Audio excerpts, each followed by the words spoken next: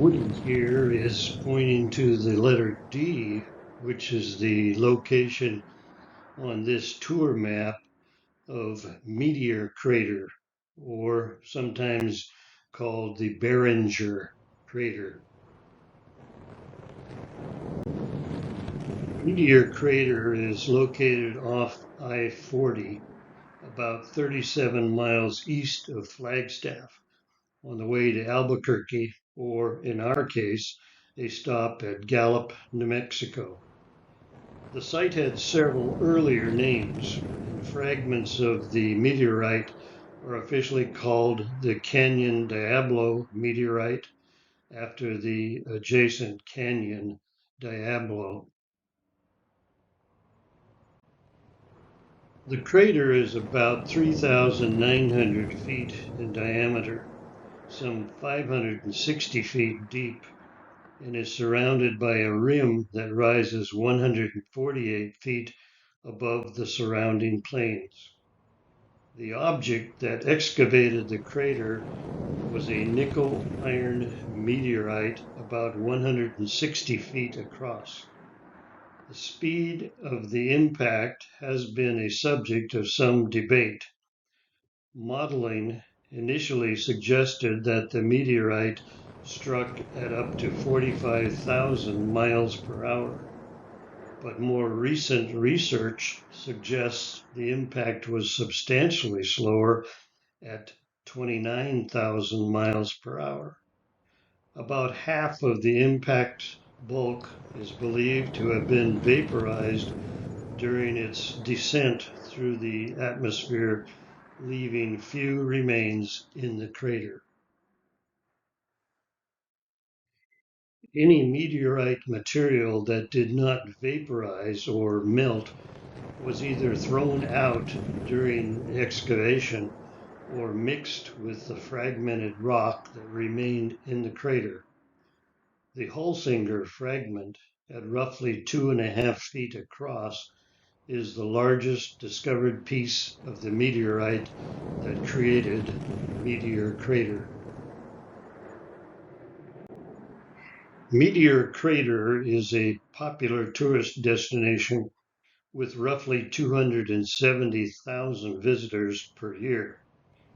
The Meteor Crater Visitor Center sits on the north rim of the crater. It features interactive exhibits and displays about meteorites and asteroids, space, the solar system, and comets, and includes the American Astronaut Wall of Fame and such artifacts on display as an Apollo Command Module. Includes a 1,406-pound meteorite found in the area, and meteorite specimens from Meteor Crater. The visitor center includes a discovery center and space museum, a movie theater, a gift shop, and observation areas with views inside the rim of the crater. Guided tours of the rim are included with admission. During its formation, over 175 million tons of limestone and sandstone were abruptly thrown out to form a continuous blanket of debris surrounding the crater for a distance of over a mile. Fragments of rock and iron nickel, some as large as a few feet across, were thrown as far as several miles away. The crater was initially assumed to have been formed by a volcanic steam explosion. Daniel Barringer was one of the first people to suggest that the crater was produced by a meteorite impact, with the Barringer family filing mining claims and purchasing it and its surroundings in the early 20th century.